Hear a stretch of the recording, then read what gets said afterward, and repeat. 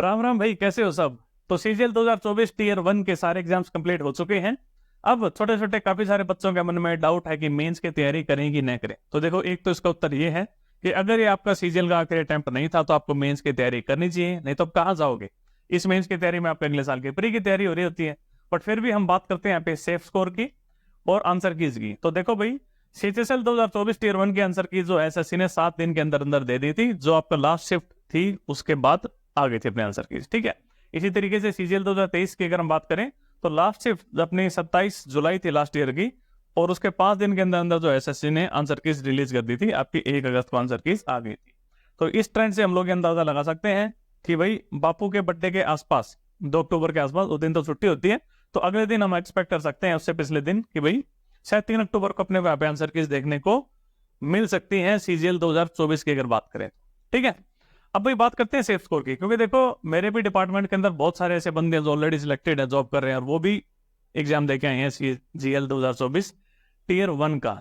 तो उन लोगों से मुझे काफी आइडिया लग जाता है कि ये वो बंदे हैं जो ऑलरेडी सिलेक्टेड हैं और यही डिसाइड करते हैं कि कट ऑफ क्या जाएगी। इन जैसे बहुत सारे लोग डिसाइड करते हैं। तो अगर पेपर्स की बात करें तो लास्ट ईयर से कंपेयर करें तो कुछ ना कुछ, मतलब 19 थे तो इस बार 20 पेपर आए हैं, हल्के से ऊपर ही गए हैं।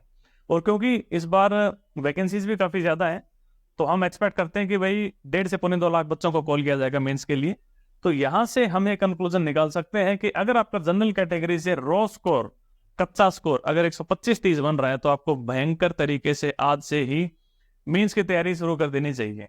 क्योंकि नॉर्मलाइज स्कोर आपका जो 140 प्लस तो डेफिनेटली जाएगी, क्योंकि देखो हर साल अपने को लगता है कि कट ऑफ कम जाएगी कम जाएगी, और जब रिजल्ट आता है तो देखते हैं यार मतलब बहुत ज्यादा कट ऑफ गई हुई होती है। तो 140 प्लस तो अभी से ही लग रहा है, बाकी आंसर की आ जाएंगी, एनालिसिस होंगे तब और ज्यादा यहाँ पे चीजें क्लियर हो जाएंगी। ठीक है, तो 125-30 वाले बच्चे जनरल कैटेगरी के, और ओबीसी की भी वही कट ऑफ जाती है जो जनरल की जा रही है। टीयर 1 की बात करें तो एक आध नंबर का भी मुश्किल से फर्क होता है, तो उन बच्चों को भी यहाँ पे देख लेना चाहिए। ठीक है, तो भाई अगर आप मेंस की तैयारी कर रहे हो तो मेरे हिसाब से तो आपको कम से कम 100, 150, 200, 250, 300 मॉक टेस्ट लगा लेने चाहिए। और उसके लिए सबसे बढ़िया प्लेटफॉर्म आप लोगों को पता है, टेक्स्ट बुक का प्लेटफॉर्म है। टेक्स्ट बुक के प्लेटफॉर्म पे आपसे पहले एसएससी ने जितने भी मेंस के एग्जाम्स कंडक्ट करवाए हैं, उस सारे के सारे पेपर आपको मॉक टेस्ट के फॉर्म में मिल जाएंगे, और प्रीलिम्स में भी जो क्वेश्चंस आते हैं उनका भी यहाँ पे मॉक टेस्ट में यूज होता है। तो आपको काफी सटीक आइडिया लग जाता है कि किस तरीके के क्वेश्चन वहां पे आ रहे हैं। ठीक है, तो प्रो पास लेते हुए अगर आप हाई कोर्ट का इस्तेमाल करोगे, BHAI, तो एक एडिशनल 12-13% का और डिस्काउंट मिल जाएगा उस डिस्काउंट के साथ साथ जो फिलहाल ऑफर चल रहा होगा। ठीक है, और सबसे बड़ी चीज, क्योंकि देखो यार लाखों बच्चे आप ऑलरेडी मॉक टेस्ट लगा रहे होते हैं, तो और वही बच्चे आप लोगों के याद एक्चुअल में मेंस का भी एग्जाम देंगे, तो उन्हीं बच्चों के साथ दो हाथ अगर पहले होकर देख लोगे मॉक टेस्ट में, तो औकात पता चल जाती है कि अपने को कितना और इंप्रूव करना बाकी है। ठीक है, और बाकी देखो भाई वैकेंसीज चाहिए अपने को दिख रही हो 17-18 हजार है, बट क्योंकि हर साल ऐसा होता है, इस बार भी होगा, आप मान के चलो कम से कम 8 से 10 हजार वैकेंसीज वो बच्चे फिर से ले जाएंगे जो कि ऑलरेडी सिलेक्टेड है।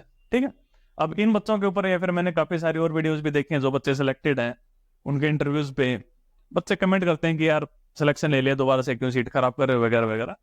देखो इन सब चीजों में पढ़ने से कुछ नहीं होगा, बताऊं, जो दोबारा सिलेक्शन लेगा वो लेगा, आप उसको रोक नहीं सकते हो, क्योंकि हर इंसान के अपने अलग दुख है जिंदगी में। 2400 वाले को 42 चाहिए, 4200 वाले को 46 चाहिए, किसी 2400 वाले को 46 चाहिए, साउथ वाले को नॉर्थ चाहिए, किसी को घर के पास जाना है, किसी के माँ बाप बूढ़े हो रहे हैं, किसी को अपने पति के पास जाना है, पति को पत्नी के पास ट्रांसफर लेना है। तो हर इंसान की अपनी अलग स्ट्रगल चल रही होती है। मेरा दुख सबसे बड़ा वाला लॉजिक आप यहाँ पे नहीं लगा सकते, हर इंसान के अपने दुख है, कोई सुखी नहीं है, तो सब स्ट्रगल कर रहे हैं। अब ये मत कहो किसी को कि यार ज्यादा ही मतलब चुल मच रही है तो यूपीएससी दे लें। यूपीएससी देना है नहीं देना है वो अगले की मर्जी, आपको देना है आप दो, नहीं देना मत दो, उसको देना है वो देगा, उसको नहीं देना वो नहीं देगा, है ना। तो इन सब चीजों में पढ़ने का कोई फायदा नहीं है, आपका सिलेक्शन आपकी मेहनत से होगा। किसी के हाथ पैर जोड़ के गिड़गिड़ा के आप भाई तू एग्जाम मत दे या तू सिलेक्शन मत लेगा कि खुद का सिलेक्शन हो जाएगा, इसकी उम्मीद मुझे नहीं लगता कि किसी को रखनी चाहिए। ठीक है, तो आप मेहनत करो, बन जाती हैं चीजें, क्योंकि देखो इतनी सारी वैकेंसीज हैं, अब इनमें सिलेक्शन लेना अब नहीं हो रहा है। अगर यहाँ से सिलेक्शन तो फिर मान के चलो क्वेश्चन मार्क हो जाता है। ठीक है, पेपर आई एग्री कि आसान होता है, लेकिन इतने लाखों बच्चे दे रहे होते हैं ना, तो इस वजह से कंपटीशन टफ बन जाता है वहां पे। आपको पता है एक नंबर ऊपर नीचे जाने में कई हजारों रैंक ऊपर नीचे हो जाती हैं। ठीक है, तो थोड़ा सा इस वजह से चीजें टफ हो जाती हैं, अदरवाइज पेपर कोई बड़ी बात नहीं है। आपने देखा एसएससी के पेपर हलवा होते हैं, ठीक है, बट वो हलवा सबके लिए, इसलिए कंपटीशन टफ बन जाता है यहाँ पे। ठीक है, और एक बार डिपार्टमेंट में आ जाओगे तो थोड़ा सा सुकून मिल जाएगा लाइफ के अंदर। आप ये जो आपके दुख हैं बेरोजगारी वाले और जो छोटे मोटे दुख हैं ये खत्म हो जाएंगे, फिर कुछ नए चैलेंजेस, नए दुख और नए जो है चीजें आपके सामने आएंगी, और इसी का नाम जिंदगी है। ठीक है, दुख चलते रहेंगे। अब ये मत मान के चलो कि सारे दुख खत्म हो जाएंगे गवर्नमेंट जॉब में आने से, ऐसा कुछ भी नहीं है, बदल जाएंगे, अभी वाले चेंज हो जाएंगे, कुछ नए आएंगे और मजा आएगा फिर। ठीक है, तो चलिए गाइस, रखते हैं इस वीडियो में इतना ही, मिलेंगे नेक्स्ट वीडियो में। Tata, take care, bye bye.